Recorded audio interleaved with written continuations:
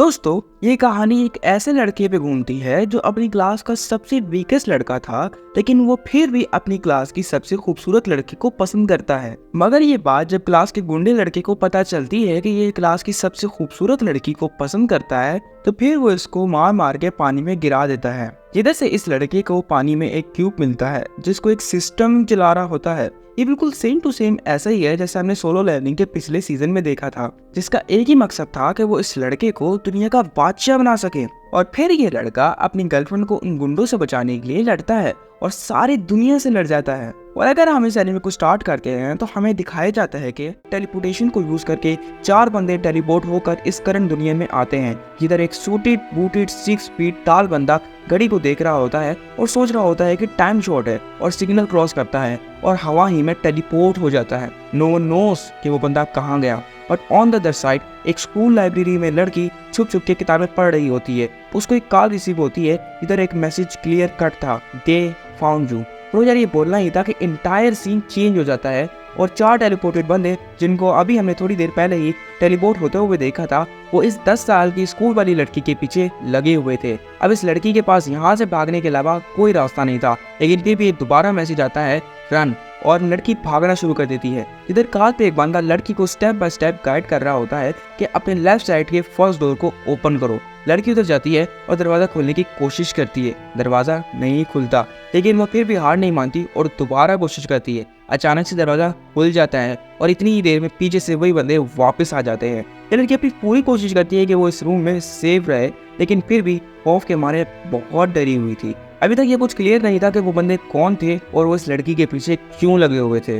लेकिन पीछे से एक हाथ टेलीपोर्ट होकर निकलता है और इस लड़की को अपने साथ टेलीपोर्ट कर लेता है। जब वो बंदे फाइनली दरवाजा खोलकर अंदर आते हैं तो वहाँ पे स्पार्कल्स के अलावा कुछ नहीं था। दूसरी तरफ सीन शिफ्ट होता है और एक 6 फीट टाल यंग हैंडसम मैन इस लड़की को लेकर भाग रहा होता है, लेकिन समहाउ वो गाइस इसको ढूंढने में कामयाब हो जाते हैं और हमला करना शुरू करते हैं। ये लड़का इन अटैक्स को इजीली तो डॉज कर लेता है, लेकिन लड़की को साथ लेकर वो इन लोगों से फाइट नहीं कर सकता था, जिसकी वजह से वो लड़की को जमीन पे लिटाकर इन मुंडों से फाइट स्टार्ट करता है। इस टाइम पे ना ही मुझे इस लड़की का नाम पता था और ना इस यंग हैंडसम मैन का, और ना ही मुझे पता था कि ये लोग इसके पीछे क्यों लगे हुए हैं। मगर देखा जाए तो ये बात साफ साफ थी कि इस लड़के को पता था कि ये इन लोगों का मुकाबला इस तरह तो नहीं कर सकता था, which is why वो लड़की को नीचे रखकर एक खड़ी के साथ छोड़ देता है और 1 वर्सेस 4 के ग्रुप बैटल लड़ना शुरू कर देता है। जब फाइट स्टार्ट होती है तो ये एक ऑर्डिनरी फाइट ही लग रही होती है, यानी वही पुराने गुस्से, लाते, डिफेंस, मारदार जैसे हम नेचुरली लोग फाइट में देखते हैं। बट सीन तो तब चेंज होता है जब ये 4 बंदे अपनी डेविल पावर को यूज करके इस लड़के को हवा ही में डांस करवाने के लिए ले जाते हैं। फिर ऐसा होता है कि ये बंदा, जिसका अभी तक मुझे नाम नहीं पता था, वो अपनी क्यूब की पावर को यूज करके इन लोगों को आसमान में फूटना शुरू कर देता है, बट एक नेक्स्ट लेवल पे। अगर ये क्यूब की पावर को यूज कर रहा था तो ये डेफिनेटली हीरो होगा, तो इसलिए हम इसको हीरो कंसीडर कर लेते हैं। अब हीरो इन गुंडों को मारकर एक बिल्डिंग में क्रैश करा लेता है। अब फर्स्ट मिशन तो पास, अब बॉस की बारी थी। हीरो बोलता है कि अब तुम्हारे पास कोई रास्ता नहीं है, अब यहाँ से किधर जाओगे। बॉस अपनी पावर को यूज करना शुरू करता है और एक बिल्डिंग को हवा में उड़ा लेता है और बोलता है कि लगता है कि तुम्हारे पास भी कोई रास्ता नहीं है, और इन दोनों की फाइट स्टार्ट होती है। फिर वो बोलता है कि लगता है तुम्हारी अम्मा ने तुम्हें कोई मेहनत ना सिखावे, और इस अटैक को डिफेंड करते हुए इस बिल्डिंग को काफी ज्यादा पीसेस में तोड़ देता है और एक क्यूब की शक्ल दे देता है। हीरो इस क्यूब को यूज करके बॉस पे हमला करता है और इसको 2 डायमेंशनल दुनिया में ले जाता है, जिधर बॉस का कोई भी वेपन काम नहीं कर रहा था, और हीरो बॉस को एक ही हमले में मार देता है। फिर वैंग शैन को ख्वाब से उठाती है, जिधर हमें पता चलता है कि इस लड़की का नाम शैन था, ये ख्वाब देख रही थी। उसका फ्रेंड वैंग शैन को वहाँ से ले जाता है, बट हैरानी की बात तो ये थी कि हीरो ने जो घड़ी शैन को दी थी वो उसी टेबल पे पड़ी हुई थी, जिसका मतलब ये ख्वाब तो नहीं था। फिर काफी सालों बाद शैन और वैंग अपने कॉलेज फ्रेंड के साथ पार्टी कर रहे थे, जिधर शैन एक वुडन कैसल बना रही थी, लेकिन कैसल लेने की वजह से अब शैन को गेम्स के रूल्स के मुताबिक अपने 1 ट्रू लव के बारे में सच सच बता था। वैंग 1 ट्रू लव के बारे में सुनकर हंसना शुरू कर देता है, क्योंकि उसको पता था कि वैसे तो शैन मुझे काफी सालों से जानती है, लेकिन शैन मेरे लिए ऐसी फीलिंग्स रखती है कि नहीं, उसको खुद भी नहीं पता था। उसका फ्रेंड बोलता है कि वैंग अब तुम क्यों हंस रहे हो, क्या तुम्हें लगता है कि शैन तुम्हें पसंद करती है। वैंग बेचारे को कुछ समझ नहीं आ रही थी, कहता है कि नहीं यार, मैं तो वो शख्स कभी नहीं हो सकता। फिर शैन शर्माकर वैंग के बारे में अपने दिल की फीलिंग्स बताती है, जिसकी वजह से उधर बैठे हुए किसी भी शख्स को यकीन नहीं आ रहा था। फिर रात को वैंग अपने कॉलेज के नॉर्थ सिटी गैंग से मार खा रहा था, क्योंकि गैंग का लीडर सन जिन भी शैन को पसंद करता था। फिर संजन की गैंग वैंग को काफी मारती है और पीछे से संजन शैन को वीडियो कॉल करके वैंग को दिखाता है ताकि शैन को बता सके कि जिस शख्स को तुम पसंद करती हो वो काफी वीक है और अगर वो अपने आप को हमसे प्रोटेक्ट नहीं कर सकता तो वो तुम्हें क्या करेगा। वैंग चिल्लाकर संजन से कहता है कि इन सब में तुम्हें शैन को इन्वॉल्व नहीं करना था। फिर संजन की गैंग वैंग को दोबारा मारने लगती है। वैंग गुस्से में आकर संजन के मेंबर को अपने फोरहेड से मारता है जिसकी वजह से वो पानी में गिर जाता है। फिर वैंग पानी में गिरने के बाद एक ही चीज सोच रहा था कि अगर वो अपने प्यार को भी प्रोटेक्ट नहीं कर सकता तो इसका प्यार किसी काम का नहीं। इतनी देर में वैंग की आंख खुलती है और वैंग को पानी के नीचे से एक लाइट सोर्स दिखती है। जब वैंग उधर जाकर देखता है तो एक क्यूब काफी ग्लो कर रहा था। वैंग क्यूब को जैसे ही पकड़ने की कोशिश करता है तो क्यूब वैंग की बॉडी में इम्बेड हो जाता है। क्यूब के इम्बेड होने के बाद वैंग टेलीपोर्ट होकर क्यूब के अंदर स्पेस में चला जाता है। वैंग सोच रहा होता है कि लगता है मैं मर गया हूँ, लेकिन पीछे से एक सिस्टम की आवाज आती है जो वैंग को बताता है कि आप 15 मीटर की बाउंड्री लाइन में खड़े हुए हैं और इधर मैं ही आपको लेकर आया हूँ और इस बाउंड्री लाइन में आप कभी भी किसी जगह भी टेलीपोर्ट कर सकते हैं। वैंग टेलीपोर्टेशन को मजाक में लेता है और एक्सीडेंटली टेलीपोर्ट होकर ब्रिज के ऊपर आ जाता है जिधर संजुन और इसके आदमी वैंग को ढूंढ रहे थे, लेकिन इतनी हाइट देखकर वैंग की आसमान में ही फटना शुरू हो जाती है और वैंग टेलीपोर्ट होकर अपने कॉलेज की क्लासरूम में आ जाता है जिधर सिस्टम वैंग से कहता है कि मुबारक हो, आपने टेलीपोर्टेशन स्किल को एक्वायर करना सीख लिया है। वैंग सिस्टम से पूछता है कि आखिरकार तुम क्या हो, लेकिन सिस्टम कहता है कि यहाँ पे कोई आ रहा है। वैंग आगे कुछ बोलता सिस्टम वैंग को टेलीपोर्ट करके उसके घर ले आता है जिधर वैंग शावर लेने के बाद जैसे ही अपने कमरे में आता है तो शैन वैंग को कॉल करती है और इसकी फिक्र के मारे वैंग पे चिल्लाने लगती है। कहती है कि मैं कितनी परेशान हो गई थी, शुक्र है तुमने फोन तो उठाया, मैं तो समझी थी कि तुम मर गई हो। वैंग कहता है कि मेरी फिक्र मत करो, मैं ठीक हूँ। असल में मुझे तैरना आता था जिसकी वजह से मैं वहाँ से स्विम करके भाग गया, लेकिन वो बेचारे तो मुझे वहीं पे अभी तक ढूंढ रहे होंगे। शैन बोलती है कि क्या तुम इस सिचुएशन में भी मजाक कर रहे हो? तो वैंग बोलता है कि तुम मेरी फिक्र मत करो, वैसे भी काफी लेट हो गया है, हम कल बात करते हैं। वैंग फोन कॉल काट देता है। फोन कॉल काटने के बाद सिस्टम वैंग से कहता है कि लगता है कि आपने रेस्ट कर लिया होगा। वैंग सोच रहा होता है कि तुम मेरे दिमाग में क्या कर रहे हो। सिस्टम वैंग को बताता है कि मैंने आपको कहा था ना कि मैं आपकी बॉडी में हूँ और सिस्टम स्मॉल क्यूब में कन्वर्ट होकर वैंग को स्पेस में टेलीपोर्ट कर देता है। स्पेस में जाने के बाद सिस्टम वैंग को वेलकम करता है, बताता है कि आपको हेरेडिक क्यूब का न्यू यूजर अपॉइंट कर दिया गया है। अगर मैं आपकी जुबान में बोलूं तो आप मेरे मास्टर हैं। वैसे अगर आपको ये नाम अच्छा नहीं लगता तो मैं आपको कुछ और भी बुला सकता हूँ। वैंग कहता है अच्छा और पूछता है कि असल में तुम क्या चीज हो। सिस्टम वैंग को तफसील से बताता है कि अगर आप मेरी फिजिकल बॉडी देखेंगे तो मैं खाली 3 क्यूबिक सेंटीमीटर का हूँ, लेकिन असल में ऐसा नहीं है। अंदर से मैं एक पूरी स्पेस जितनी पावर कंज्यूम करता हूँ। वैंग इस जगह को देखकर सोचने लगता है कि ओह ब्रो, ये जगह काफी मजेदार है और सिस्टम से सवाल पूछता है कि आज तुमने मुझे काफी दफा स्पेस में टेलीपोर्ट किया। सिस्टम इसको ऑर्डर समझते हुए वैंग को रियल स्पेस में टेलीपोर्ट कर देता है और वैंग को इस दुनिया का बादशाह बनाने का मकसद बताता है, लेकिन इस टाइम पे तो वैंग को शैन के ख्वाबों का बादशाह बनना था। स्पेस में जाने के बाद वैंग की तो फटना शुरू हो जाती है और वो टेलीपोर्टेशन को यूज करके एक बिल्डिंग के टॉप पे चले जाता है, लेकिन टेलीपोर्टेशन बिल्डिंग से थोड़ी सी ऊपर होती है जिसकी वजह से वैंग बिल्डिंग पे गिर जाता है। बिल्डिंग पे गिरने के बाद वैंग सिस्टम से बोलता है कि मुझे थोड़ा टाइम तो देना, मैं इन सब चीजों को अडॉप्ट कर लूँ। सिस्टम वैंग को सॉरी बोलता है, बताता है कि मास्टर किसी भी एक जगह दूसरी जगह टेलीपोर्ट करने में 1 मिनट टाइम लगता है और वैसे भी आपने पहले ही आज के दिन में काफी ज्यादा टेलीपोर्टेशन को यूज कर लिया है। वैंग सोचने लगता है कि 1 मिनट, हाँ यानी मुझे इस पावर को जरूरत पड़ने में ही इस्तेमाल करना पड़ेगा। फिर वैंग सिस्टम से पूछता है कि मैं कैसे किसी भी लोकेशन पे सही लैंड कर सकता। सिस्टम भी सोच रहा होता है कि मैं पता नहीं किसके पल्ले पड़ गया कि भैया अब इसको सारी चीजें बतानी पड़ेगी। सिस्टम वैंग से बोलता है कि अपनी माइक्रोवेव रेडिएशन को यूज करो। मास्टर वैंग कहता है कि माइक्रोवेव रेडिएशन, हाँ। फिर सिस्टम वैंग को बोलता है कि जरा अपनी विजन को तो यूज करें। जैसे ही वैंग अपनी विजन को यूज करके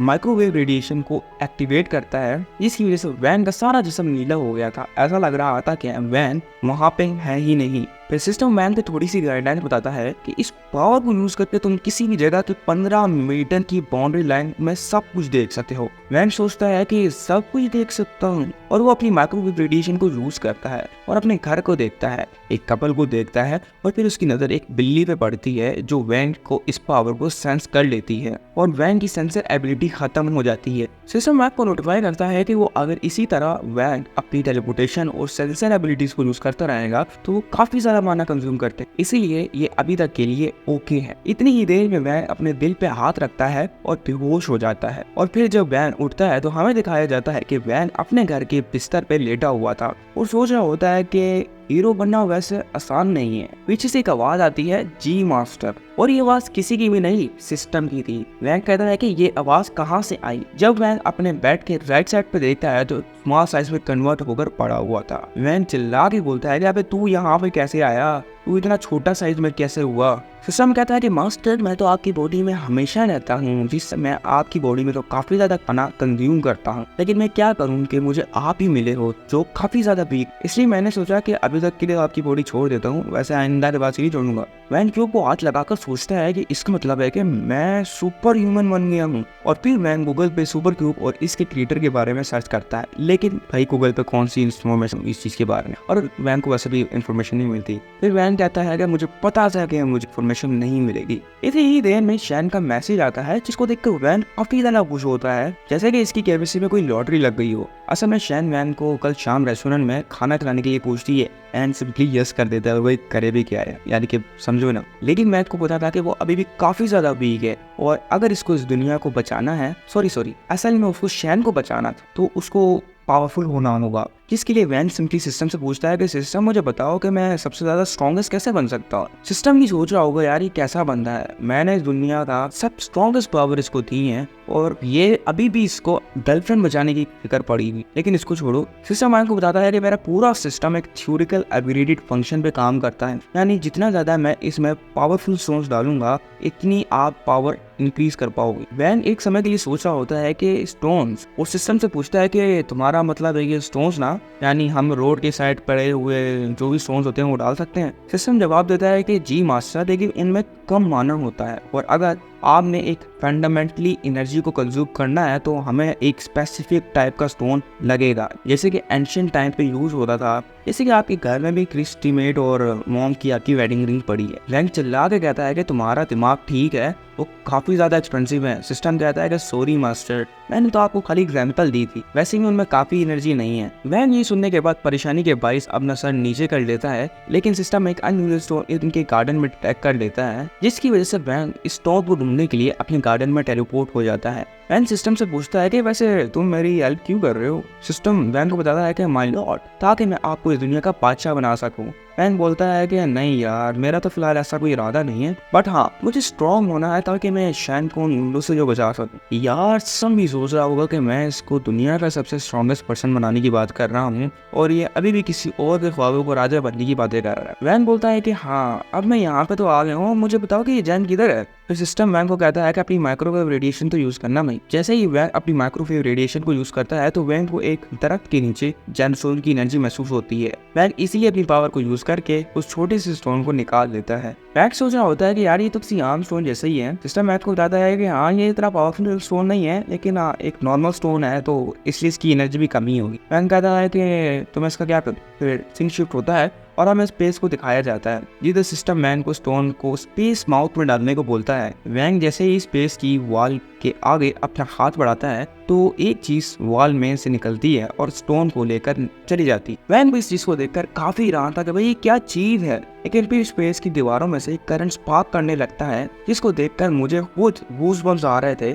लेकिन इस जैन स्टोन की वजह से वैन को अपने शरीर के अंदर काफी पावर महसूस हो रही थी, जिधर हमें पता चलता है कि वैन को 2 सेंस पॉइंट्स और एक एंड्योरेंस पॉइंट मिले हैं। फिर ये करंट स्पार्किंग करता हुआ वैन को आसमान में ले जाता है। फिर सिस्टम वैन को बताता है कि ये पॉइंट्स ह्यूमन डीएनए और मास्टर की कॉम्पैक्ट पावर पे डिपेंड करते हैं। फिर अगले दिन हमारे महाराजा वैन साहब पूरे 8 बजे उठते हैं, देखते हैं कि भाई क्या टाइम हो रहा है। जब इनकी नज़र क्लॉक पे पड़ती है तो फिर वैन साहब को याद आता है कि मेरा शायद कोई कॉलेज भी है और फौरन उठकर भागना शुरू कर देता है ताकि कॉलेज पहुंच सके। कॉलेज पहुंचने के बाद शैन वैन को किसी बच्चे की तरह डांट रही होती है। इधर का सारे हैरान थे कि शैन को याद आता है कि इनके दोस्त भी इनको देख रहे हैं। अंदर से सिस्टम वैन को बताता है कि मास्टर की हार्ट बीट काफी तेज हो गई है। वैन सिस्टम को कहता है कि अभी तू दो, अभी मुंह बंद रख, और अपने दोस्तों के सामने ऐसे प्रिटेंड कर रहा होता है कि जैसे कुछ हुआ ही नहीं। वैन बोलता है कि शैन मैंने तुम्हारा शुक्रिया अदा करना था। शैन सोचने लगती है कि शुक्रिया किस चीज का। पीछे से इसका दोस्त वैन की टांग खींचते हुए बोलता है कि इसलिए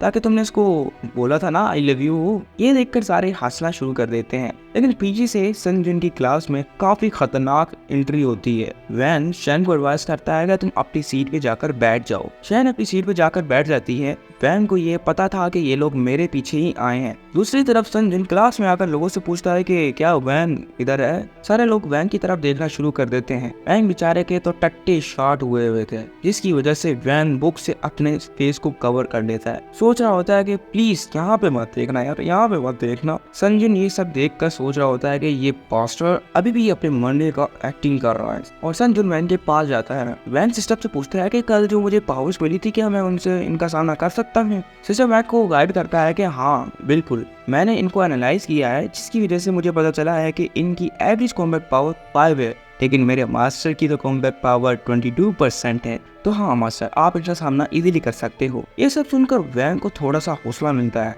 वही चौड़ा हो जाता है। लेकिन इतनी ही देर में शैन संजन के सामने खड़े हो जाती है और बोलती है कि तुम्हारा मसला क्या है, तुम हमारा पीछे क्यों नहीं छोड़ देते। संजन कहता है कि क्या मैं नहीं, लगता है कि हमारे बीच में कुछ मिसअंडरस्टैंडिंग हुई है, मैं क्लियर कर देता हूँ। असल में बात यह है कि वैन बेचारा बुज़दिल है जो अपनी गर्लफ्रेंड को शील्ड की तरह यूज कर। शैन इस बात को रिफ्यूज करती है, कहती है कि ये ऐसा नहीं है, बस तुम हमारा पीछा छोड़ दो। वैन शैन के कंधे पे हाथ रखकर इसको हौसला देता है और कहता है कि शैन बहुत हुआ, यहाँ से मैं संभाल लूंगा। हाँ संजुन, चलो इन सब को खत्म करते हैं। संजुन वैन के पास आता है और भाई साहब वैन का कॉलर ही पकड़ लेता है। तुम्हें पता है ना कि कॉलर पकड़ने का क्या मतलब होता है वैसे। फिर संजुन कॉलर पकड़ने के बाद वैन से कहता है कि तुम्हारा दिमाग खराब हो गया है, कि तुम मेरे हाथों मरना चाहते हो। फिर ओह भाई साहब, वैन अपनी कॉम्बैट पावर को यूज करते हुए संजुन का हाथ एक झटके से हटा देता है और फिर थोड़ा सा एग्रेसिव होकर बोलता है कि अगर तुमने नेक्स्ट टाइम शैन को परेशान करने की कोशिश की या क्लासरूम के ऑर्डर तोड़ने की कोशिश की तो फिर मुझे नहीं बोलना कि मैंने तुम्हारे साथ क्या किया। ओह भाई साहब, ये मुझे रिकॉर्ड करते हुए भी गूज़बम्स आ रहे हैं,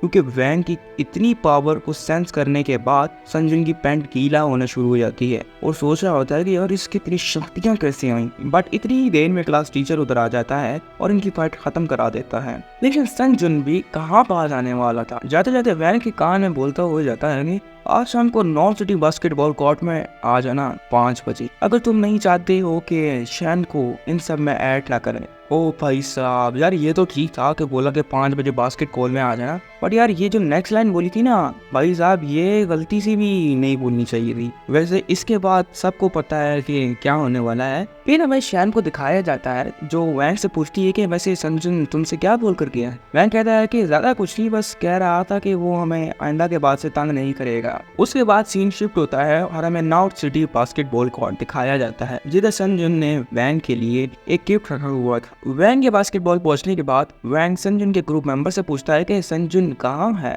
लेकिन वो लोग वैन पे हंसना शुरू कर देते हैं। पीछे से संजुन के दूसरे ग्रुप मेंबर्स बोलते हैं कि जरा 1 मिनट रुको, क्या ये वैन है? नहीं, ये वैन ही है ना जो कल बचने के लिए पानी में कूद गया था, और वैन पर हंसना शुरू कर देते हैं। लेकिन संजुन कहता है कि तुम्हें शर्म नहीं आती कि अपने मेहमानों के साथ कोई ऐसा वेलकम करता है। चलो सबसे पहले कोर्ट के दरवाजे बंद करो, फिर वैन साहब को हमें गिफ्ट देंगे। वैन का सिस्टम इन सबको एनालाइज करके इनकी कॉम्बैट पावर को और स्किल्स को इजीली फाइंड कर लेता है, जिसकी वजह से वैन को बताता है कि यहाँ पे टोटल 13 बंदे हैं। वैन पूछता है कि मेरी विनिंग प्रोबेबिलिटी क्या होगी वैसे। सिस्टम कहता है कि ओनली 20%। वैन की 20% सुनकर थोड़ी देर के लिए फटना शुरू हो जाती है, क्योंकि यार कॉलिंग में भी 40% वाला तो एटलीस्ट पास किया जाता है, और फिर भी यहाँ पे तो 20% था, यानी कि वैन फेल ही समझो। फिर संजुन और इसके ग्रुप मेंबर जमा होकर वैन के पास आते हैं। संजुन कहता है कि वैन मेरे दिल बहुत बड़ा है, एक काम करो कि तुम शैन से मिलना छोड़ दो और नीचे गिर के मेरे से माफी मांगो,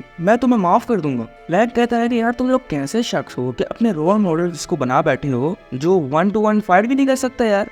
ये गलत बात है। संजन सोचता है कि ये मेरे साथ माइंड गेम्स खेल रहा है। इतनी ही देर में वैन कहता है कि हाँ संजन, मैं पहले तो तुमसे शांत मिला था लेकिन अब ऐसा नहीं करूंगा। इस टाइम पे संजन को काफी गुस्सा आ रहा था कि जैसे कि वो गुस्से में जल रहा हो। फिर पीछे से संजुन एक इशारा करता है जिससे क्विंग, जो संजुन के सबसे अच्छा फाइटर होता है, वो आता है। वैन सिस्टम से पूछता है कि मुझे बताओ कि इसकी कॉम्बैट पावर कितनी है। सिस्टम एनालाइज करके बताता है कि इसकी कॉम्बैट पावर 10 है। असल में इस बंदा बेशक कॉम्बैट पावर थोड़ी हो, लेकिन गंजा और 6 फीट टाल बंदे से तो भाई हर किसी की पड़ती है, मेरी भी पड़ती है ना।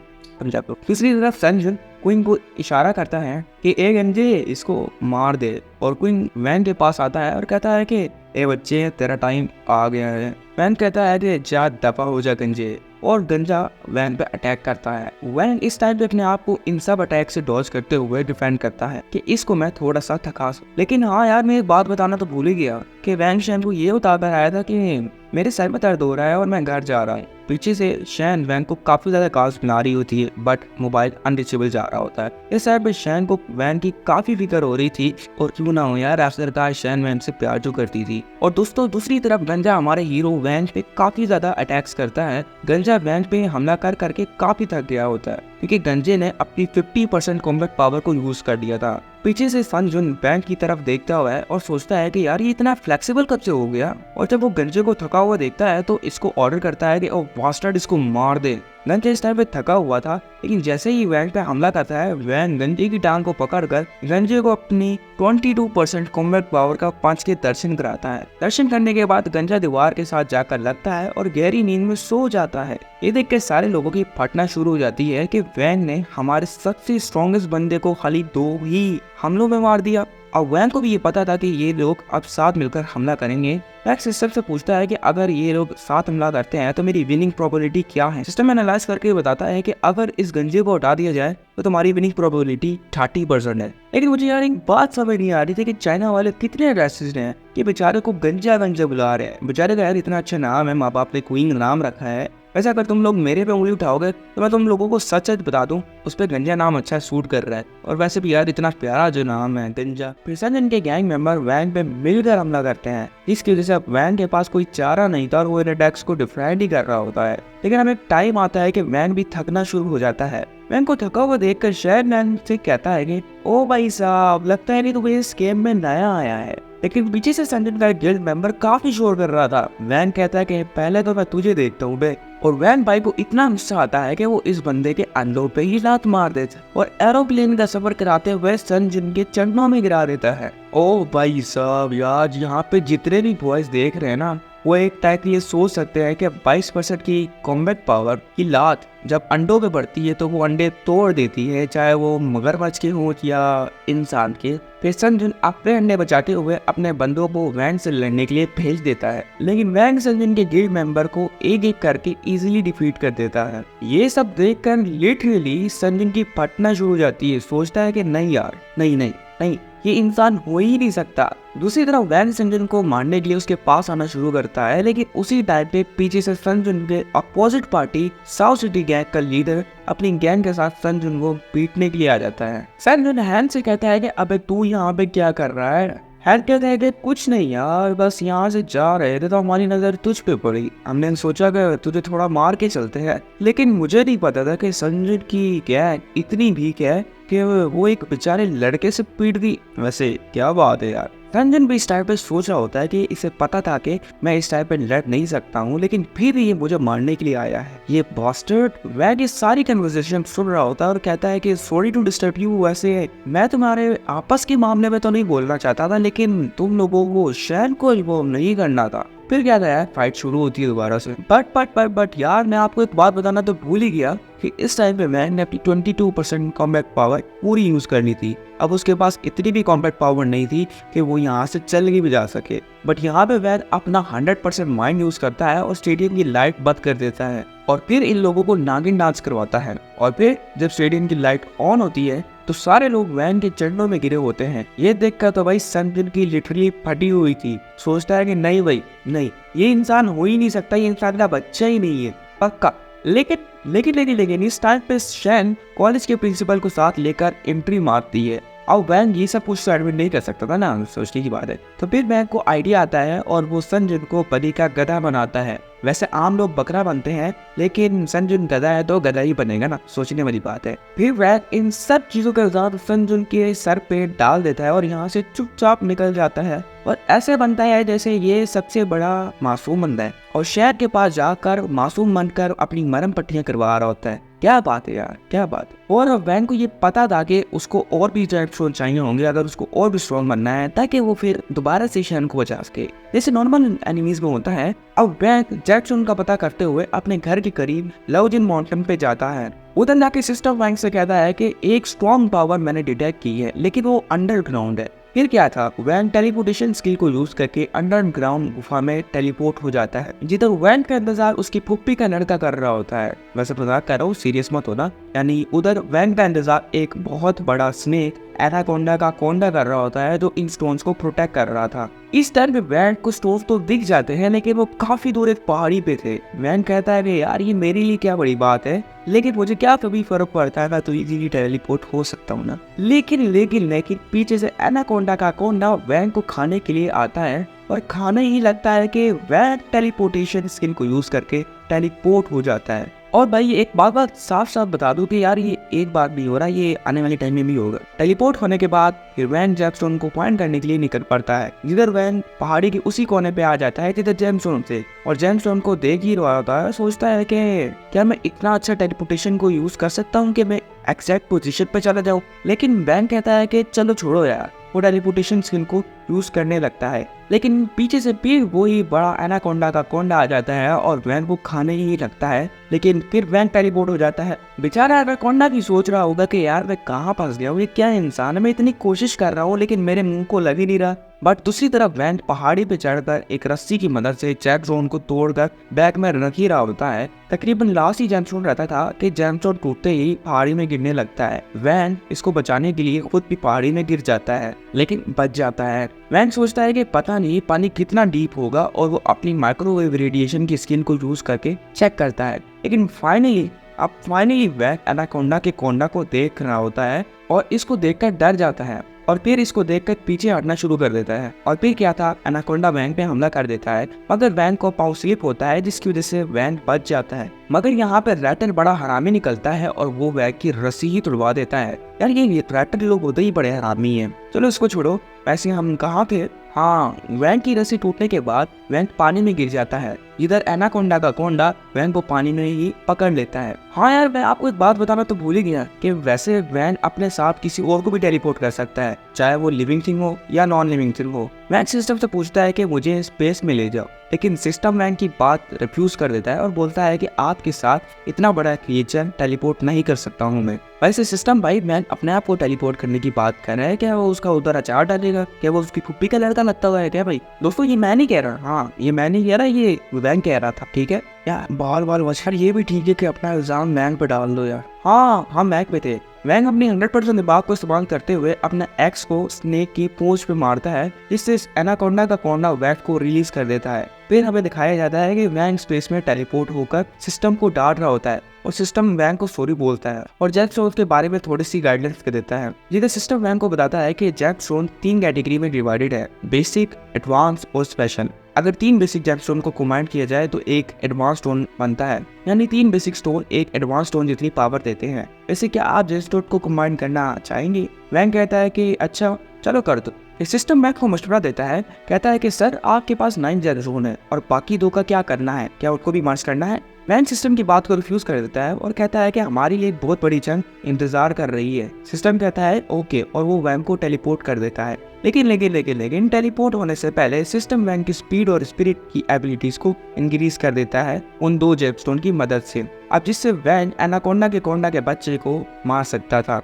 टेलीपोर्ट होने के बाद वैंग इजीली एनाकोंडा को अपनी पावर से कुछ ही वार में मार देता है। और फिर हमें दूसरी तरफ संजीव और हान को एक बार क्लब में दिखाया जाता है। पीछे से हान कहता है कि मैं उस बास्टर्ड से बदला लेकर रहूंगा, लेकिन दूसरी तरफ से संदीप की पहले ही बड़ी हुई कहता है कि तेरा दिमाग तो ठीक है, उस अकेले बंदे ने पहले ही हम दोनों की गैंग को हरा दिया है, तो फिर तू वैंग से कैसे बदला लेगा? हैन कहता है कि मेरे पास एक हल है, अगर हम दोनों मिलकर मिस्टर लू के पास जाएं और उनको पागल बनाने में कामयाब हो जाते हैं तो हम इजीली बैट को मार सकते हैं। वैसे मैं यार आपको एक बात बताना तो भूल ही गया कि आज वैन शैन के साथ डेट पे जाने वाला है। वैसे तुम जितने भी सिंगल लॉन्डे इस वीडियो को देख रहे हो थोड़ी देर के लिए खुश हो सकते हो क्योंकि कुछ भी कोई पाबंदी नहीं है। शैन वैंक के साथ वॉक करी होती है और वैंक से कहती है कि तुम बहुत अजीब हो गए हो और काफी ज्यादा स्ट्रॉन्ग भी। वैंक कहता है कि मैं नहीं, मैं बस चाहता हूँ कि तुम्हें कोई हैरस ना करे, इसलिए मैं तुम्हें प्रोटेक्ट करता हूँ। तो दोस्तों जैसे मैं तुम्हारी पूरी लेने की कोशिश करता हूँ वैसे ही सिस्टम भी वैन की पूरी लेता है।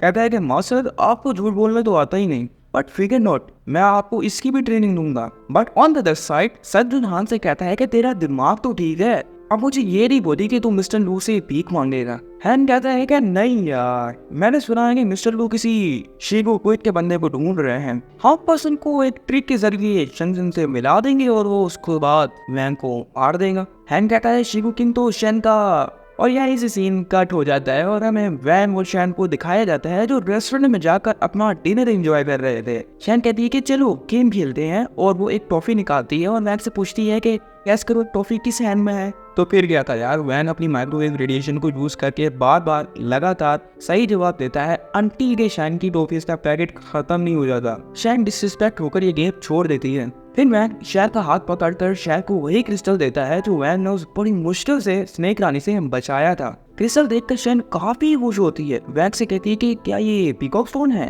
वैन कहता है कि पता नहीं, मुझे तो रिवर के पास मिला था। शैन कहती है कि चलो वैन अब झूठ तो ना बोलो। और भी यहाँ दूसरे दिन का सीन दिखाया जाता है जिधर वैन शैन का बस स्टॉप पे इंतजार कर रहा होता है, लेकिन काफी टाइम बाद भी शैन नहीं आती। पीछे से कुछ लोग बात करते हुए जा रहे थे कि शिंगाई अपार्टमेंट के पास बहुत सी पुलिस खड़ी है, पता नहीं इधर ऐसा क्या हुआ है। वैन कहता है कि क्या शिंगाई अपार्टमेंट, और वैन भागते हुए शिंगाई अपार्टमेंट की तरफ जाता है जिधर शैन की माँ रोते हुए पुलिस वालों को बता रही होती है जब मैं अपने अपार्टमेंट में गई तो उधर एक डॉल लटकी हुई थी और शैन वहाँ पे नहीं थी। दूसरी तरफ वैन ये सोच रहा होता है कि ये सब किसने किया होगा। इतनी देर में वैन की नजर संजुन पे पड़ती है और फिर वैन संजुन को गली के कोने में ले जाता है। संजुन वैन को देखकर कहता है कि अबे तू कौन है, और जब संजुन की नजर वैन पे पड़ती है तो संजुन की लिटरली फटना शुरू हो जाती है। वैन कहता है कि शायद तुम्हें मुझे कुछ बताना चाहिए, मगर संजुन थोड़ा हिचकिचाता है, बट उसके बाद जो वैन करता है वो देखने वाला था। फिर वैन दीवार पे एक जोरदार पंच मारता है और कहता है कि आज मैं बहुत बड़े मूड में, मैं नहीं चाहता हूँ कि मैं किसी की आज जान ले लूं। भाई ये मतलब होता है कि किसी को कोने में ले जाने का। तुम लोग पत्नी क्या ही सोचते रहते हो। ये सुनने के बाद संजुन की आगे की हालत मैं नहीं बताऊंगा, तुम लोग खुद ही देख लेना। फिर संजुन वैन को सारी बात A to Z बताता है और फिर दूसरी तरफ सीन शिफ्ट होता है और हमें शैन को दिखाया जाता है जिसको मिस्टर लू ने पकड़ा हुआ था और मिस्टर लू हान की बोलों के साथ डांडिया खेल रहा होता है। वैसे सीरियस मत होना, असल में मिस्टर लू हान को लंबा लिटाकर उसके मुंह में गोल बार रखकर गोल फेर रहा था। मिस्टर लू कहता है कि हान तुम्हें पता नहीं है कि मुझे झूठ से एक सख्त नफरत है, लेकिन जब तुमने मुझे क्वीन के पकड़ने के बारे में प्लान बताया तो मुझे लगता नहीं था कि क्वीन आएगा, मगर ट्राई करने में क्या जाता था, लेकिन झूठ बोलने की सजा तो तुम्हें मिलकर रहेगी। और गोल बाल को हिट लगाता है, लेकिन सबको पता है कि बाल को तो हिट नहीं लगी होगी ना। दूसरी तरफ हमें वैन और संजन को फिर से दिखाया जाता है जिधर संजन वैन को सारा प्लान शुरू से A to Z बताता है। ये सारा प्लान सुनकर वैन पागल हो जाता है और संजन को मारने ही लगता है। वैन कहता है कि तुम लोग पागल हो, जो तुमने मुझसे बदला लेने के लिए शैन को अगवा करवा दिया। पीछे से संजुन वैन को बताता है कि मिस्टर डू मॉन्स्टर है और मैं चाहूंगा कि तुम इससे काफी दूर रहो। वैन कहता है कि क्या मतलब। फिर संजुन वैन से पूछता है कि क्या तुम्हें incident of kneeling in the crab street के बारे में कुछ पता है। फिर संजुन वैन को मिस्टर डू के पास्ट के बारे में बताता है कि एक दफा यंग मास्टर को मिस्टर डू ने हरा दिया था। फिर यंग मास्टर अपने अंकल को लेकर अपने बंदों के साथ आता है, लेकिन जब उसका अंकल मिस्टर डू को देखता है तो उसका अंकल अपने नेफ्यू के साथ लेकर मिस्टर डू के आगे झुक जाता है अनटिल अनलेस जब तक कि मिस्टर डू वहाँ से चले नहीं जाते। इसी वजह से वैन उस स्ट्रीट का नाम पड़ गया kneeling in the crab street. वैन कहता है कि ये क्या बकवास है, मुझे ये बताओ कि क्वीन कौन है और ये मिस्टर डू और क्वीन का क्या मसला है, और ये मिस्टर डू क्वीन को शैन की मदद से कैसे ढूंढ सकता है। और यहाँ से सीन खत्म हो जाता है और हमें शैन और मिस्टर डू को दिखाया जाता है। मिस्टर डू शैन के पास आता है और कहता है कि मैं तुमसे जो पूछूं तुम साफ साफ बताना, वरना तुम्हें पता है ना कि मैं तुम्हारे साथ क्या क्या कर सकता हूँ। तो फिर चलो मुझे बताओ कि किन के साथ तुम्हारा क्या रिश्ता है। मिस्टर डू शैन के मुंह से कपड़ा निकालता है। शैन कहती है कि मुझे नहीं पता कि ये शीगू क्वीन कौन है, मिस्टर लू कहता है कि यू बास्टर्ड, अगर ऐसी बात है तो ये आम बंदा तुम्हें बचाने के लिए पूरी ऑर्गेनाइजेशन के खिलाफ क्यों जा रहा है। शैन कहती है कि मुझे नहीं पता कि ये क्वीन कौन है। तो दोस्तों फिर क्या था कि मिस्टर लू कहता है कि लगता है कि तुम ऐसे नहीं मानोगी, और शैन को पकड़कर मारने ही लगता है, लेकिन मिस्टर लू का असिस्टेंट सही टाइम पे मिस्टर लू को रोक देता है। मिस्टर लू कहता है कि अब क्या हुआ। मिस्टर लू का असिस्टेंट कहता है कि मास्टर, अगर ये क्वीन को नहीं चाहती तो, लेकिन क्वीन तो इसको लड़की को जानता है ना, जिसका साफ साफ एक ही मतलब है कि ये लड़की क्वीन के लिए बहुत जरूरी है। मिस्टर लू कहता है कि अब इसका क्या मतलब है। असिस्टेंट कहते हैं कि अगर आप मुझसे पूछते हो तो वैसे भी इस लड़की और वैन के बीच में कुछ तो रिश्ता है, और अगर हम वो रिश्ता फाइंड करने में कामयाब हो गए तो हमें बहुत से सीक्रेट्स पता चल सकते हैं, और इन सीक्रेट्स को यूज करके हो सकता है कि हम क्वीन को मारने में भी कामयाब हो जाए। मिस्टर लू गुस्से में आकर कहता है कि अब इसका क्या मतलब है। वैसे मैंने जो इतने मिलियंस ऑफ डॉलर खर्च करके जो बंदे बुलाए हैं, क्या वो फालतू में ही मैंने बुलाए हैं। मिस्टर लू का असिस्टेंट कहता है कि ऐसा नहीं है। हाँ, मैं मानता हूँ कि जो बंदे हमने बुलाए हैं वो काफी ज्यादा पावरफुल है, लेकिन क्वीन का सामना वो नहीं कर सकते, क्योंकि क्वीन ने अभी तक अपनी ट्रू पावर्स हमें शो नहीं की हैं। और वैसे भी मुझे एक बात पे काफी डर है। मिस्टर लू पूछता है कि किस बात पर। असिस्टेंट जवाब देता है कि अगर इस लड़की को कुछ भी हुआ या ये क्वीन को मरी हुई मिली तो मुझे डर है कि वो हमें जिंदा नहीं छोड़ेगा, इसलिए बेहतर तो यह है कि इस लड़की को हम किसी ताश के पत्तों की तरह इस्तेमाल करें और क्वीन को सरेंडर करने पे मजबूर कर दें। मिस्टर लू फाइनली ये बात समझ जाता है और शहर को छोड़कर वहां से जाने लगता है। फिर मिस्टर लू का असिस्टेंट चैन के पास आता है और बोलता है कि जो भी यंग मास्टर पूछते हैं सीधा सीधा बता दो, वरना मैं अगली बार तुम्हें यंग मास्टर के गुस्से से नहीं बचा पाऊंगा। और असिस्टेंट वहां से चला जाता है, लेकिन दूसरी तरफ का सीन तो कुछ और ही होता है, क्योंकि बैंक संजू से पूछता है कि ये कीथ का शैन से क्या रिश्ता है। संजू मैक से पूछता है कि क्या तुम्हें शैन के पास में जो इंसिडेंट हुआ था वो याद है। वैंग जवाब देता है कि हाँ मुझे याद है। संजू कहता है कि शैन के पास में एक लड़के ने शैन को सही टाइम पे आकर बचा लिया था। असल में वो और कोई नहीं, क्वीन था। असल में काफी सालों पहले क्वीन ने यान लू और बोले जाए तो मिस्टर लू की लेफ्ट हैंड की 2 उंगलियां तोड़ दी थी, जिसकी वजह से यान फैमिली क्वीन को ढूंढने लग गई। लेकिन क्वीन के ना मिलने की वजह से यान फैमिली ने यान लू को अपनी फैमिली से ही निकाल दिया, जिसकी वजह से लू का अपनी जिंदगी में खाली एक ही मकसद रह गया कि वो पहले क्वीन को ढूंढे और उसको मार दे। वैंग कहता है कि इसीलिए हान ने इस पास स्ट्रेटेजी को यूज करके मिस्टर लू से कहा था कि शैन और क्वीन का कोई रिलेशनशिप है। सिमरन कहता है कि हाँ वैंग तुमने सही गैस कर लिया। फिर वैंग कहता है कि मैं इन चीजों में नहीं मानता, और वह शैन को बचाने के लिए निकल पड़ता है। पीछे से संजन वैंग से कहता है कि तुम कहाँ जा रहे हो। वह कहता है कि शैन को बचाने के लिए। पीछे से संजन कहता है कि क्या तुम पागल हो गए हो, क्या तुम मुझे और अपने आप को मरवाना चाहते हो। पीछे से वैंग कहता है कि मुझे अपने साथ जोड़ने की तो कोशिश मत करूं। और दूसरी तरफ वैंग ने जिस दीवार पे अपना पंच मारा था वो दीवार गिर जाती है। ये देखकर तो संजन की लिटरली यार पैंट गीली होना शुरू हो जाती है। और फिर हमें उसी बिल्डिंग को दिखाया जाता है जिसमें मिस्टर लू ने शैन को पकड़कर रखा हुआ था। दूसरी तरफ से वैंग शैन को दिए गए क्रिस्टल की रेडिएशन की मदद से इस बिल्डिंग तक पहुंच जाता है। इधर बिल्डिंग के टॉप पे मिस्टर लू अपने असिस्टेंट से पूछता है कि क्या हम क्वीन को मार सकते हैं। इसका असिस्टेंट बोलता है कि नहीं। एक दफा के लिए मिस्टर लू भी हैरान होता है, लेकिन फिर असिस्टेंट कहता है कि बेशक आपने मिलियंस ऑफ डॉलर खर्च करके मास्टर शू मुशैन और मार्शल आर्टिस्ट के अलायंसेस बुलवाए हैं, लेकिन और फिर भी हम इतने ताकतवर नहीं है कि हमको इनको मार पाए। पीछे से एक डॉन की आवाज आती है जो कहता है कि लगता है कि ये बुढ़ा पागल हो गया है। वैसे तुम एक बात क्लियर कट कर दूं कि पहले तो मैं किसी का साथ नहीं देता, लेकिन अगर वो बात रिवेंज लेने की हो तो काफी मजा आता है। पीछे से एक और आवाज आती है कि ये ठीक कह रहा है, और ये सुनने के बाद मिस्टर लू हंसना शुरू कर देता है। और दूसरी तरफ फिर से हमें वैंग को दिखाया जाता है। इसको सिस्टम बता रहा होता है कि मास्टर यहाँ पे मुझे 7 ताकतवर शक्तियों की स्मेल आ रही है। वैंग कहता है कि 7, और फिर सिस्टम से पूछता है कि क्या क्रिस्टल मर्ज होने का प्रोसेस कंप्लीट हो गया है। सिस्टम कहता है कि प्रोसेस तकरीबन 98.8% कंप्लीट हो गया है, बस मर्जिंग में 30 मिनट्स और लगेंगे। और दूसरी तरफ से लंबा हाथी जैसा इंसान वॉकी टॉकी पे बोलता है कि लॉर्ड हमारे पास एक शिकार आया है। मिस्टर लू कहता है कि पहले तो मेरे पे कोई नहीं आता था, तो चलो एक काम करके उसके साथ अच्छे से खेल लो, मगर याद रखना रात का खाना बर्बाद नहीं होना चाहिए। और बंदा कहता है कि जी मास्टर। तो वैन शैन को ढूंढते हुए एक पुरानी सी बिल्डिंग में आ जाता है जिधर दरवाजे पे ताला लगा हुआ था। वैन ताले को देखकर तोड़ने ही लगता है कि पीछे से एक 6 फीट हाथी जैसा इंसान वैन के सामने आ जाता है। कहता है कि बच्चे किधर जा रहा है। वैसे उस लोग को खोल नहीं पाएगा क्योंकि ये लोग एक मैजिकल की से बंधा हुआ है, और अगर तू इस ताले को तोड़ने में कामयाब हो भी जाता है तो तेरा सामना बहुत ही बुरे लोगों से होगा। ये भी हो सकता है कि तू किसी दरवाजे के कोने में मरा पड़ा मिले। ये सुनने के बाद वैन उस मोटे आदि जैसे लंबे इंसान का कॉलर पकड़ लेता है और कहता है कि ऊपर मेरी गर्लफ्रेंड है और मैंने उसको बचाना है। मोटा कहता है कि लगता है कि तू मरना चाहता है, तो चल फिर मेरे साथ अंदर चल। दूसरी तरफ से मिस्टर नो शैन के पास आता है, कहता है कि शैन शैन शैन, लगता है कि तुम यहाँ पे बोर हो रही हो, चलो मिलकर एक मूवी देखते हैं। इसका नाम है हीरो चला हीरोइन को बचाने। शैन ये देखकर काफी हैरान हो जाती है क्योंकि ये मूवी और कोई नहीं बल्कि वैन और उस मोटे बंदे के बीच में फाइट का लाइव फुटेज होती है। मिस्टर लू कहता है कि शैन एक काम करो कि गैस करो कि ये हीरो अपनी महबूबा को बचाने के लिए कितने फ्लोर पार करता है। और फिर हमें दूसरी तरफ वैब और उस मोटे इंसान की फाइट दिखाई जाती है, जिधर मोटा बत्ता कहता है कि चल बच्चे दिखा तेरे अंदर क्या दम है, तुझे क्या आता है, और इन दोनों की फाइट स्टार्ट हो जाती है। वैसे जब तक इनकी फाइट चली रही है तो मैं तुम्हें एक बात बता देता हूँ कि इस टाइम पे इस मोटे बंदे की कॉम्बैट पावर 52% है। वैसे भाई यार ये 19-20 का तो फर्क है, ये 19-20 का फर्क है? बताओ, वो मार खा रहा है खाली 2% की कॉम्बैट पावर कम होने की वजह से, 19-20 का फर्क है।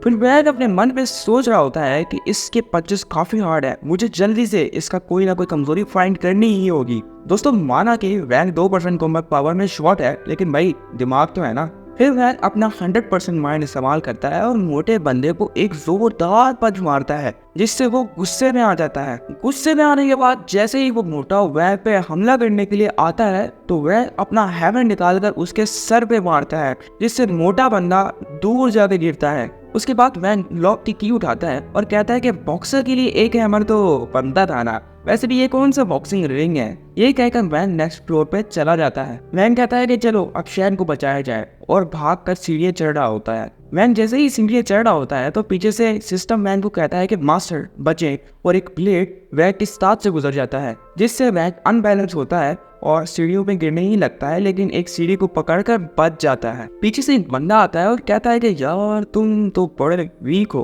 पता नहीं तुमने पगलू को कैसे हरा दिया। यार मैं तो रेसिड हो गया हूँ, मैं कब से उस बंदे को मोटा मोटा कह रहा हूँ, बेचारे का इतना अच्छा उसकी माँ ने नाम रखा है पगलू। वैसे छोड़ो क्या ही फर्क पड़ता है, वैसे मोटू अच्छा नाम। असल में इस बंदे का नाम ली था और ये वैक से कहता है कि चलो ऊपर आ जाओ, मैं तुम्हारा इंतजार ही कर रहा था। जैसे ही वैन ऊपर फ्लोर पर जाता है तो देखता है कि फ्लोर सारी तरफ से अंधेरे से ढका हुआ है और रोशनी दूर दूर तक नहीं है। फिर वैन आवाजें लगाना शुरू करता है कि यू बास्टर्ड बाहर आ। ली दूर खड़े वैन को देख रहा होता है और सोच रहा होता है कि मैं नहीं चाहता कि मेरे ब्लेड इस लड़की के खून का मजा चखे, मगर यार वैसे कि ये दिल पे पत्थर रखकर मारना पड़ेगा ना। ये कहकर ली वैन पे हमला कर देता है, लेकिन शायद उसको नहीं पता था कि वैन के पास माइक्रोवेव रेडिएशन की स्किल है और वैन इस हमले को इजीली डॉज कर लेता है। लेकिन हाँ, मैं एक बात बताना तो भूल गया, as compared to combat power Li का लेवल 75 है और जबकि हमारे हीरो का तो सिर्फ 50 है। भाई बस 19-20 का तो फर्क है, 19-20 का फर्क है। बेटे तो बाहर में मैं तुझे बताता हूँ। और ली और वैन के बीच में फाइट होती है। फाइट के दौरान ली अपने ब्लेड को वैन पे हमला करता है, जिससे वैन इजीली डॉज कर लेता है, लेकिन ली अपने ब्लेड को वैन की डायरेक्शन में रिवर्स कर देता है, लेकिन वैन फिर भी बच जाता है। फिर वैन अपने थोड़े चौड़े करवाते हुए कहता है कि हाँ तुम्हारे पास और कुछ नहीं है, मगर जब तक वैन आगे देखता है तो आगे कोई भी नहीं होता। फिर हमें ली की कहानी बताई जाती है, जिधर ली को बचपन से ही उसके मास्टर ने डार्क रूम में ट्रेनिंग दी थी, जिधर से ली ने साउंड लिसनिंग एबिलिटी को एक्वायर कर लिया था। फिर ली अपने पूरे ऑरा में आकर वैन पे हमला करता है, लेकिन वैन ली को एक चपेट कराता है। सीरियसली यार चपेट मारता है, छोड़ो यार क्या फर्क पड़ता है। फिर ली दोबारा उठता है और वैन पे हमला करता है, लेकिन इस बार वैन जो करता है वो मैं नहीं बताऊंगा, तुम लोग खुद ही देख लेना। यानी बेचारे के अंडे पे डंडा। यार ये इस एनीमे में दूसरी बार है कि वैन किसी के अंडे को तोड़ के बच्चे निकालता है। तो उस वजह से सीरियस मत होना, मजाक कर रहा था। अब तक वैन ने अपने 2 ओपोनेंट्स को तो मार दिया था और बाकी 4 रह गए थे।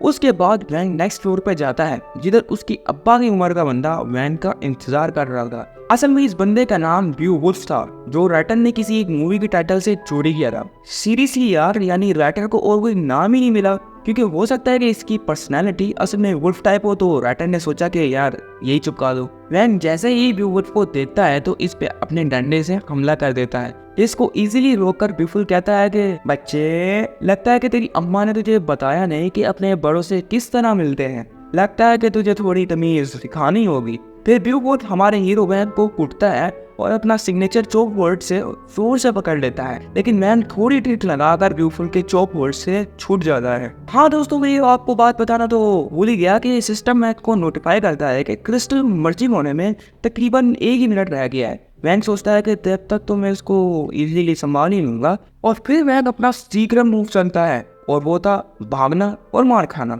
यानी वैन ब्यूटीफुल से बचकर भागता है और ब्यूटीफुल उसको बस मार ही रहा होता है। फिर ब्यूटीफुल वैन पे जोरदार पंच मारता है, जिससे वैन जमीन पे जाके गिर जाता है। लेकिन पीछे से सिस्टम वैन को नोटिफाई करता है कि मर्जिंग कंप्लीट हो गई है और वैन को अनबीटेबल पावर मिल जाती है। ये देखकर ब्यूटीफुल कहता है कि बच्चे, क्या तू ठीक है? वैन कहता है कि शुक्रिया मेरा वार्म अप कराने के लिए। ये देखकर ब्यूटीफुल काफी खुश होता है, कहता है कि बच्चे, मर्दों को इसी तरह सख्त होना चाहिए। अब वैन अपने पूल ओवर में आकर बोलता है कि बातें बहुत हो गई, चलो इसको खत्म करें। फिर दोनों की फाइट स्टार्ट होती है और ब्यूटीफुल वैन पे हमला करता है, लेकिन सिस्टम अपडेट होने की वजह से वैन की बॉडी में एनर्जी बढ़ना शुरू हो जाती है, जिससे भाई साहब वैन और ब्यूटीफुल के बीच की फाइट में वैन को अपर हैंड हासिल हो जाता है, और इस बार वैन बस मार ही रहा होता है। फिर वैन अपनी अल्टीमेट पावर को यूज करके ब्यूटीफुल को एक जोरदार पंच मारता है, जिससे ब्यूटीफुल दूर जाकर गिरता है। ब्यूटीफुल पंच खाने के बाद ये सोचता है कि ये कैसे एक सी क्लास वॉरियर को हरा सकता है,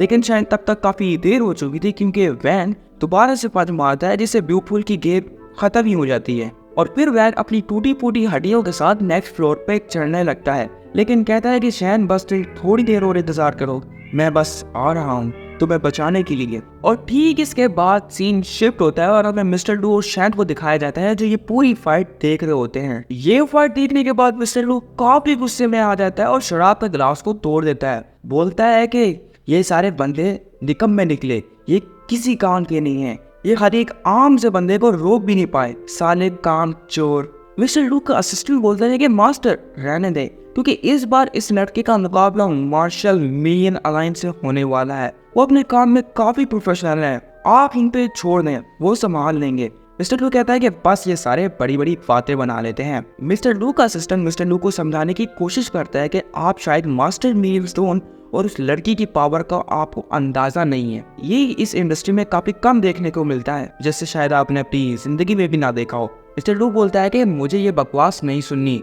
मुझे बस इतना बताओ कि हम उस बास्टर्ड को कैसे मार सकते हैं। मिस्टर लू का असिस्टेंट काफी सीरियस होकर बोलता है कि और इस लड़की के हाथ में जो ब्रेसलेट है, अगर वो एक दफा उतर जाए तो आप वो नजारा करेंगे जो आपने जिंदगी में भी कभी नहीं किया होगा। उसके बाद जब वैन नेक्स्ट फ्लोर पे पहुंचता है तो उसके सामने 2 एनिमीज खड़े थे। इसमें से एक 10 साल की बच्ची और एक बूढ़ा सा अंकल था। जब बच्ची वैन को देखती है तो काफी खुश होती है, कहती कि फाइनली तुम यहाँ पर आ गए हो, और एक मशीन निकालकर वैन की ईवी चेक करती है। ये मशीन देखकर तो भाई साहब मुझे कोरोना वायरस की याद आ गई। वो भी क्या दिन थे यार, ना ही स्कूल ना ही काम, बस आराम आराम। लेकिन यार वो दिन भी गए, अब क्या करें अब। फिर ये लड़की ईवी चेक करने के बाद वैन को कहती है कि हाँ तुम तो सुपर ह्यूमन नहीं हो। और पीछे से अंकल जी भी वैन की इंटरनल स्ट्रेंथ और वीकनेसेस मेजर कर रहे थे। मेजरमेंट करने के बाद वैन को देखते हुए कहते हैं कि हाँ, ना ही फाइटिंग स्किल और ना ही सुपर पावर्स, यानी कि बस अपनी बॉडी की स्ट्रेंथ की बल पे लड़ रहे हो यार, क्या बात है। ये सुनकर तो लड़की पागल हो जाती है, कहती है कि यानी कि ये तो एक बॉडी रिफाइनर है, क्या बात है, ये तो मेरी पावर और भी इंक्रीज कर देगा। और फिर उसके बाद ये लड़की वैन से हैंडशेक करती है, कहती है कि मेरा नाम कोई जिलिन है। वैन भी कहता है कि अच्छा मेरा नाम वैन है। वैसे दोस्तों मुझे ये उम्मीद नहीं थी कि ये लड़की वैन का हाथ पकड़कर वैन को एक जोरदार पंच मारेगी, लेकिन क्या करे, मार दिया ना। लेकिन दूसरी तरफ से तो वैन भी इसको देखकर सोच ही रहा था कि भाई क्या साइको लड़की है। और फिर वैन इस लड़की को अपने पंच के दर्शन कराता है। लेकिन यार ये लड़की तो पक्का ही पागल थी, क्योंकि पंच खाने के बाद भी कहती है कि क्या स्ट्रेंथ है, इतनी प्योर स्ट्रेंथ तो बिल्कुल एक जेमस्टोन की तरह है, और हंसना शुरू कर देती है। ये कहने के बाद भी वैन को काफी ज्यादा पंचेस मारती है, लेकिन वैन कोई सर को पकड़ कर कहता है कि क्या तुम इसको खत्म नहीं कर सकती। कोई इसको देखकर कहती है कि क्या जेंटलमैन है, लेकिन क्या इस जेंटलमैन को यही आता है। और फिर वैन को एक लात मारती है। ये देखकर वैन कहता है कि पागल लड़की, पता नहीं इसके साथ क्या मसला है। दूसरी तरफ से अंकल जी कहते हैं कि लड़के इसका सामना नहीं कर सकते, बस तुम हमें अपनी आखिरी इच्छा बता दो। फिर वह खड़ा होता है और कहता है कि अगर बस तुम यही चाहते हो तो ठीक है, और कोई को एक जोरदार पंच मारता है। तो दोस्तों फिर क्या था, वैन कोई को पंच मारता और कोई वैन को। ये सारी फाइट मास्टर स्टोन भी देख रहा था। मास्टर स्टोन को कुई के पास से एक काफी बैड फीलिंग आती है। ये देखकर मास्टर स्टोन कुई के पास जाता है और उसको पकड़ता है। मास्टर स्टोन कुई से कहता है कि बस बहुत हुआ, तुम अपनी पावर्स एक्टिवेट मत करो। कोई कहती है कि स्टोन तुम इससे दूर रहो, ये लड़का एक बहुत ही अच्छा टॉनिक है और अगर मैं इसको खा लूंगी तो मैं काफी ज्यादा स्ट्रॉन्ग हो जाऊंगी। यह कहकर कोई मैन पे अपनी पार्शियल ट्रांसफॉर्मेशन से अटैक करती है। असल में पार्शियल ट्रांसफॉर्मेशन मैं इसलिए कह रहा हूँ क्योंकि हो सकता है कि शायद वो किसी वुल्फ टाइप की पावर हो, तो इसलिए इस वजह से वह काफी ज्यादा जख्मी हो जाता है और दूसरी तरफ से वैन के हाथ से खून भी निकलना शुरू हो जाता है। खून को देख कर कोई पागल हो जाती है और वैन पे दोबारा हमला करती है और वैन के ब्लड को चूसने लगती है। वैन ये देखकर कोई को दूर फेंकता है और अपने लिए एक आयरन रॉड की वैसे ट्रांसफॉर्म कर लेता है, क्योंकि भाई लोग यार लोंडे की प्रोटेक्शन भी तो जरूरी थी ना, क्योंकि कोई के तो यार मुझे काफी खराब इरादे लग रहे थे। दूसरी तरफ से कोई वैन पे दोबारा से हमला करती है और वैन इस अटैक को आयरन रॉड से काफी मुश्किल से रोकता है। ये देखकर तो एक टाइम के लिए वैन भी सोच रहा था ये काफी तेज है और स्ट्रॉन्ग भी, लेकिन पीछे से कोई वैन को दूर जाकर पीटती है। वैन दूर जाके गिरता ही है तो कोई उस पर दोबारा से हमला कर देती है, जिससे भाई साहब वैन लिटरली बाल बाल बचता है। और भाई साहब अगर इस बार कुछ 19-20 हो जाता तो वैन की अर्थी हुई उठनी थी। वैन खड़ा होता है और कहता है कि लगता है कि तुम इस तरह नहीं मानोगी, और अपना स्पेशल मूव चलता है, लेकिन कोई वैन से काफी ज्यादा तेज होती है, जिसकी वजह से कोई वैन के इस हमले को इजीली डॉज कर देती है और फिर वैन पे चढ़ जाती है और वैन को एक जोरदार बाइट मारती है। इस बाइट के बाद तो वैन कोई को किसी न किसी तरह अपनी पीठ से उतारने में कामयाब हो जाता है, लेकिन जितनी बार भी कोई वैन के ब्लड को टेस्ट करती थी उतनी बार ही कोई अपनी लिमिटेड पावर को एक्सीड कर देती थी, जिसकी वजह से कोई अपनी अल्टीमेट फॉर्म में कन्वर्ट हो रही थी। ये देखकर मास्टर स्टोन कोई पे नीडल फेंकता है, जिससे कोई अनकॉन्शियस हो जाती है और कोई की ट्रांसफॉर्मेशन खत्म हो जाती है। वैन ये देखकर सोच रहा होता है कि अबे यार ये क्या था, ये लड़की तो एक मॉन्स्टर है। पीछे से मास्टर स्टोन सोच रहा होता है कि ये लड़का क्या चीज है, इस लड़की की खाली एक सिंगल ड्रॉप से कोई का लेवल अप हो गया। पता नहीं इस लड़के का ब्लड कैसे इतना प्योर है। वैन इन दोनों को छोड़कर पतली गली से भाग रहा होता है, लेकिन पीछे से मास्टर स्टोन एयर साइकिल करके वैन को रोक देते हैं। कहते हैं कि अबे तू किधर जा रहा है। वैन मास्टर स्टोन को देखते हुए कहता है कि आप तो बहुत स्ट्रॉन्ग हो मिस्टर, लेकिन अंदर का हाल तो भाई वैन ही जानता था, क्योंकि अंदर से तो वैन की फटी हुई थी। वैन इस टाइम पे सोच रहा होता है कि इस बंदे ने तो खाली अपने हाथ से मुझ पर एयर स्ट्राइक की है, अगर ये लड़की और अंकल साथ लड़ते तो मेरे तो भाई राम राम सत्या ही हो जाता। पीछे से मिस्टर सोन वैंग पे हमला करने ही लगते हैं, लेकिन दूसरी तरफ से कोई हालत खराब हो जाती है। इसको देखकर मिस्टर स्टोन वैंग से अपनी फाइट खत्म कर देता है और कोई को हील करने लगता है। अब तो वैंग को भी पता था कि मिस्टर स्टोन इस हालत में तो वैंग से नहीं लड़ सकता, तो फिर वैन मिस्टर स्टोन से कहता है कि क्या तुम अपनी हार कबूल करते हो। मास्टर स्टोन कहता है कि हाँ मैं अपनी हार कबूल करता हूँ। पीछे से वैन कहता है कि अगर ऐसा है तो मैं तुम पे कैसे यकीन करूं, तुम मुझ पे पीछे से भी हमला कर सकते हो। मिस्टर स्टोन कहता है कि क्या तुम पागल हो गए हो, मिलियन मार्शल अलायंस के बंदे कभी भी अपनी बात से पीछे नहीं हटते। अब दोस्तों वैन को पता था कि ये मुझ पे इस कंडीशन में तो लड़ नहीं सकता, जिसकी वजह से वह कहता है कि अगर तुम पीछे नहीं हटते तो हमारी फाइट खत्म नहीं हुई। लेकिन भाई दूसरी तरफ से तो मिस्टर स्टोन अपने मन में वैन को काफी गालियां दे रहा होता है, जो कि मैं यहाँ पे तो नहीं बता सकता ना। फिर मिस्टर स्टोन कहता है कि फाइन मैं अपनी हार कबूल करता हूँ, और अपनी जेब में से मिलियन मार्शल अलायंस का एक कॉइन निकालता है और अपने ब्लड को इस कॉइन पे डालता है, और फिर वैन से कहता है कि मिलियन कॉइन एक ऐसा प्रॉमिस होता है जिसको कोई भी मिलियन मार्शल अलायंस का बंदा तोड़ नहीं सकता। लेकिन दोस्तों हमारे हीरो को कहाँ यकीन आ रहा था और वो इन सब चीज की वीडियो बना रहा था। जरूर वैन का भी कोई यूट्यूब चैनल होगा जिस तरह मेरा यूट्यूब चैनल है, और आप लोग इसको सब्सक्राइब नहीं करते तो प्लीज यार सब्सक्राइब तो कर दो। फिर दोस्तों दूसरी तरफ से मिस्टर स्टोन कहता है कि क्या तुम पागल हो गए हो। वैन हंस के कहता है कि नहीं मैं तो बस फ्यूचर के लिए रिकॉर्ड कर रहा था, और फिर मिस्टर स्टोन वैन को कॉइन दे देता है। कॉइन लेने के बाद वैन मिस्टर स्टोन के पास आता है और कहता है कि मैं समझता हूँ कि अब से तुम अपने रास्ते पे रहोगे, आखिरकार मैं किसी की जान बचा रहा हूँ। ये सुनकर मिस्टर सोन काफी गुस्से में आ जाता है, लेकिन मिस्टर सोन कुई की तरफ देखता है और बोलता है कि हाँ तुम ठीक कह रहे हो।